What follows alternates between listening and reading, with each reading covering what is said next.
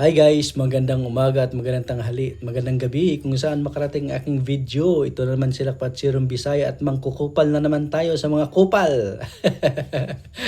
Sa mga tanga na mga anti-Duterte. Siyempre, pag anti-Duterte ka, tanga ka talaga. Aside na tanga ka, bubu ka pa, bulag ka pa, hinayupa ka pa nga. Ganun yan. 'Di ba? Basta anti-Duterte ka. So ito na nga. Meron ako nakitang podcast na mga hinayupak at mga hindot na mga anti-Duterte. Sabay-sabay natin panoorin at reaksyonan natin. Ito guys, panoorin nyo. Dapat talaga maimbestigahan kung saan napunta yung trilyon-trilyon inutang noong pandemic. Correct. At hindi lang yon. Tatandaan nyo na naglabas ng kautusan si Digong, Digong. na yung ibang mga pondo o karamihan ng mga pondo ng mga ahensya ng gobyerno ay gamitin sa pandemic. Correct. So, saan napunta yon? Kasi natigil nga yung mga... Ilan yun? Ilan infrastructure. trilyon? Ilan trilyon? 7 trillion ang inutang noong panahon ni Digong eh. Hindi ba sa face shield lahat napunta? Ang tanga-tanga mo. Yun? Hindi. Iba-iba. Basta karamihan yan tungkol sa pandemic. No? Tapos, yung budget pa na nilaan no, ng 2021, 22, no?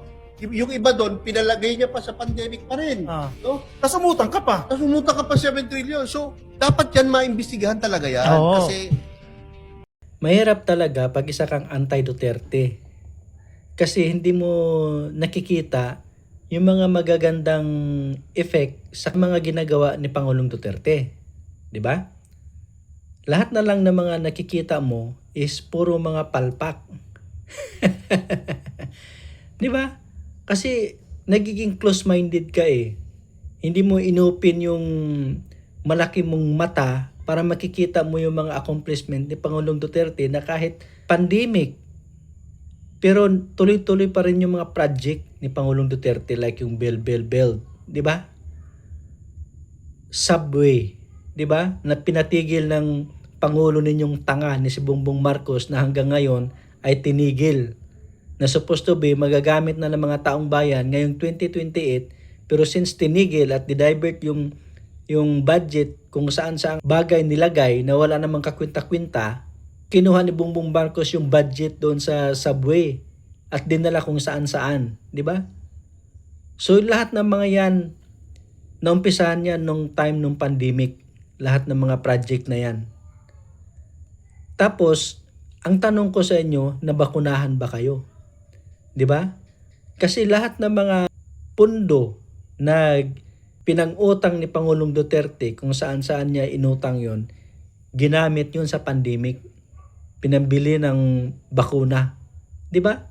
Oh, kasi kung hindi ginawa ni Pangulong Duterte 'yon na ipambili niya ng bakuna lahat ng pera, wala ka na sana, ikaw matanda ka pa naman, mabilis kang matamaan ng virus.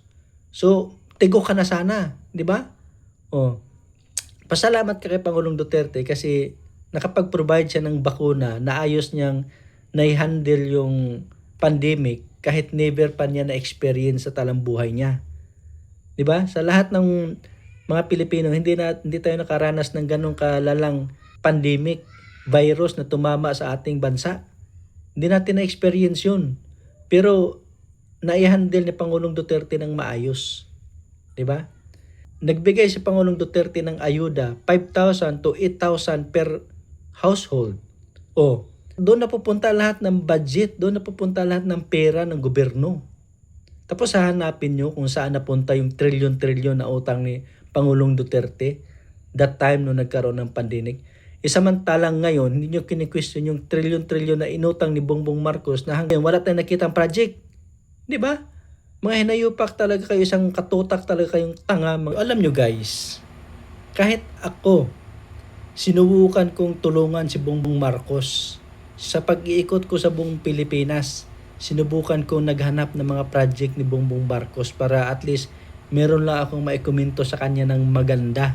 Nagiging accomplishment niya ng mga project pero wala akong nakita. Di ba? Lakwat zero ito.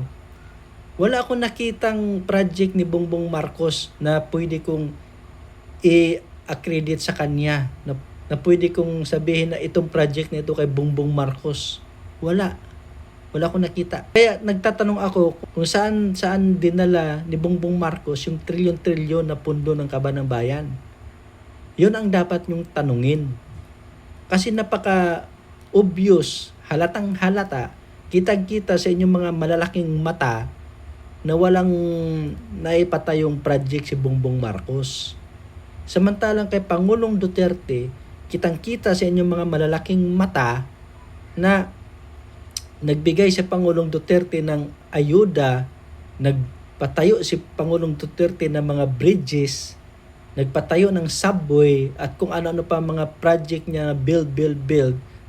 In spite na nagkaroon tayo ng pandemic, pero continuous yung project ni Pangulong Duterte. 'Di ba? Kay Bongbong Marcos trilyon, pero wala kang nakita. Mga hinayupak talaga kayo, ang bulag nyo, ang bobo nyo, ang tanga nyo. 'Di ba? Oh.